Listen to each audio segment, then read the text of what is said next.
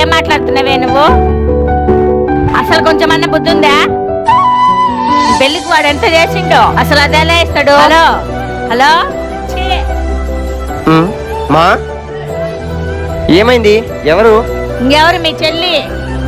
చెల్లా? అవునా, ఏమంటుంది? ఉన్న 4 ఎకరాలు 3 ఎకరాల మీద దానికి పెళ్లి చేసావుగా, ఇప్పుడు నీకు మిగిలిన 1 ఎకరం దానికి సగం వాటా కావాలంట.